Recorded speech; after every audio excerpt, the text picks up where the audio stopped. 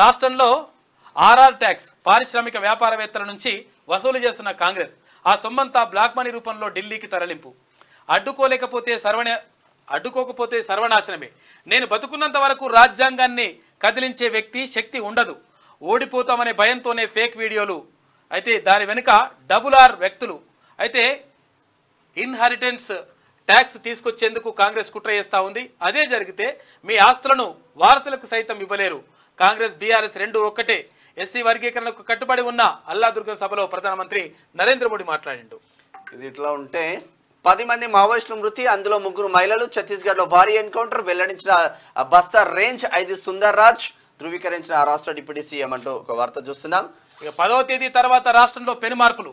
కేంద్ర మంత్రి కిషన్ రెడ్డి ఇవాళ రాష్ట్రానికి అమిత్ షా రానున్నారు. లాల్ దర్వాజా అమ్మవారికి పూజలు, అక్కడి నుంచి శాలిబండ వరకు రోడ్ షో నిర్వహిస్తారు. ఆపై స్టేట్ ఆఫీస్ లో ముఖ్య నేతలతో భేటీ అవుతారు కేంద్ర హోంమంత్రి అమిత్ షా. ఓల్డ్ సిటీ పైన ఫోకస్ పెట్టిండు, special focus on old city. Operation covert ఎన్నికల తర్వాత చేపట్టేందుకు సర్కార్ ప్లాన్. బీఆర్ఎస్ హయాంలో లబ్ధి పొందిన ఆఫీసర్లపై నిఘా. పవర్ ఇరిగేషన్ ఆపరేషన్ కోవర్ట్ అంటే కోవర్ట్లు ఎవరైతే ఆఫీసర్లు ఎవరైతే ఉన్నారో ఇంకా కూడా ఆ మాన్యాలనే ఉండేసి మొత్తం ఇంకా మేము అట్లనే ఉంటాం, మేము అట్లనే చేస్తామని చెప్పేసి అనుకుంటారో వాళ్ళ పని అవుతుందని చెప్పేసి అలర్ట్ అయింది. ఎందుకంటే నిన్న ఓయూ చీఫ్ వార్డెన్ చేసిన చేష్టలకు అలర్ట్ అయింది ప్రభుత్వం. ఎన్నికల తర్వాత చేపట్టేందుకు సర్కార్ ప్లాన్ చేస్తా ఉంది. బీఆర్ఎస్ హయాంలో లబ్ధి పొందిన ఆఫీసర్లపై నిఘా పెడతా ఉంది. పవర్ ఇరిగేషన్ శాఖలతో పాటు మరికొన్ని డిపార్ట్మెంట్లలోనూ ఓయూ చీఫ్ వార్డెన్ ఘటనతో అలర్ట్ అయింది.